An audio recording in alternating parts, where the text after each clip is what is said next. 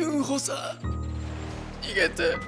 Kenzo, clutching his wounds, pleads for healing from Shimizu, but before she can name her price, something swiftly beheads her. Panic sets in as Kenzo and his comrades scan their surroundings, only for Kenzo to meet the same fate. The swordsman of the trio gives chase, blade at the ready, but before he can strike his head, too, hits the ground.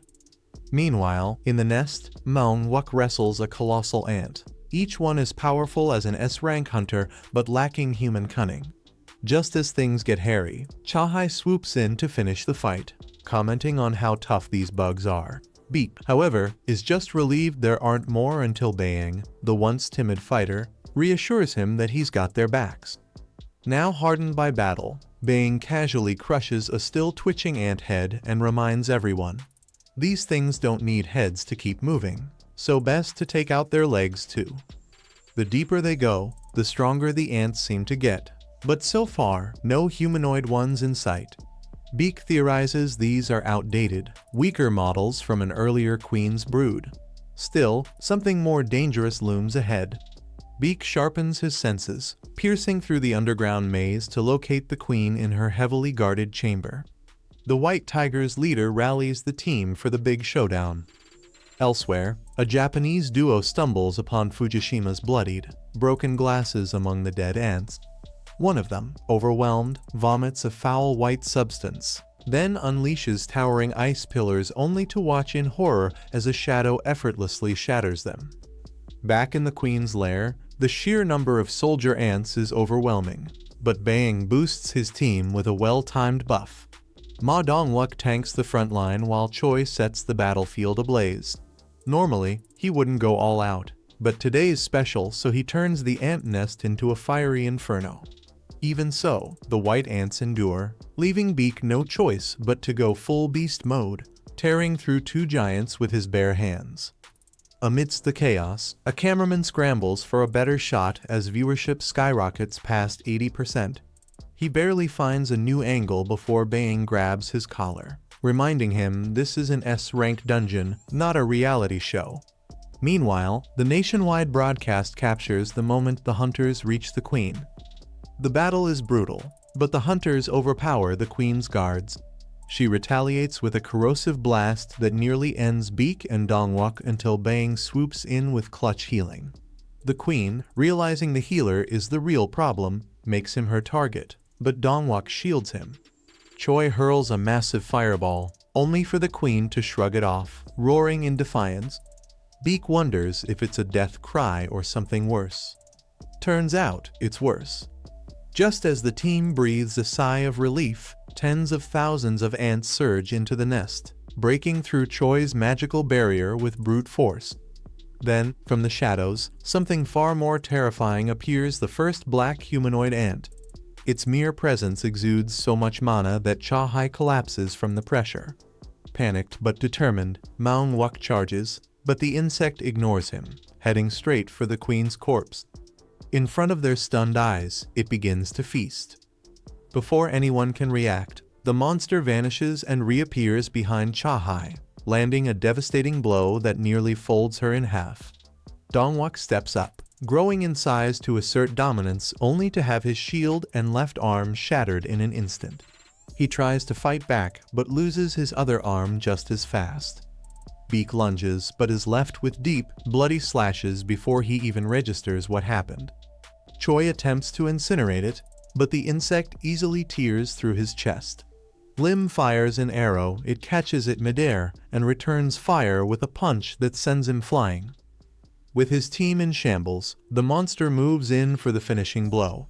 But just when it seems over, Dongwook springs back to his feet, fresh as a daisy. Turns out, Bayang has been working overtime, camouflaged and healing his allies in secret. The catch: he can't move while doing it. But that's the burden of a healer, and he promises they're not losing today. The problem: their opponent isn't slowing down. Grabbing Dongwook with one hand, the black ant slams him into the ground repeatedly like a ragdoll, showing exactly who's boss. Just as Ban stumbles upon the last thing he'd ever want to see, the monstrous insect proves it can see through camouflage. At that very moment, the healer spits blood, looking down to find a blade piercing through his stomach from behind. Realizing there's no hope, he urges his friends to flee only to have his head promptly chomped off by the grotesque creature. Watching his best friend die in front of him, Beak goes berserk, attacking wildly. But in a cruel twist, the insect hurls Baeng's lifeless body straight at the leader of the White Tigers, then strangles him with such force that Beak instantly reverts to his original form. As if things couldn't get more nightmarish, the creature suddenly mimics Baeng's last words, telling his friend to run. But it's not satisfied. Even with the queen dead, it craves more bloodshed. It demands to know where the enemy king is. Seeking a real challenge, Beak assumes it's talking about Goto, but he has bigger problems to deal with. Meanwhile, the swarm, now countless in number, retreats to its nest. Outside, Goto Ryuki anxiously waits for news, but Charlie and Delta teams have gone dark. Clinging to hope, he checks in with Team Bravo, no luck there either. Taking charge, he orders them back to the rendezvous point while he investigates. Further ahead, his team stumbles upon Delta's corpses.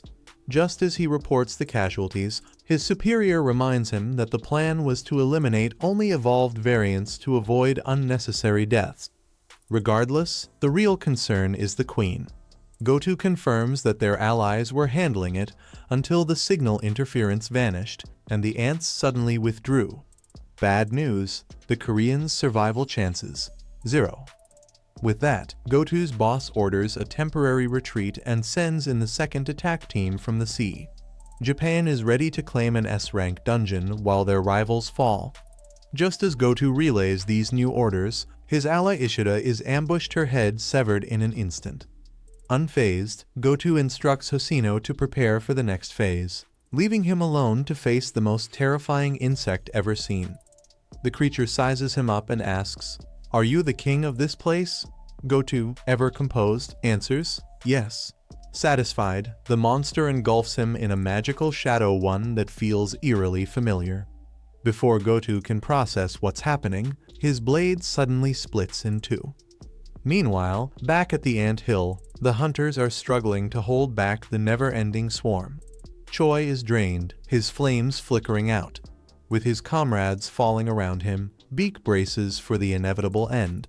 But just as all hope seems lost, spectral soldiers rise from the hunters' own shadows, and in the middle of the city, Jinwoo activates Switch.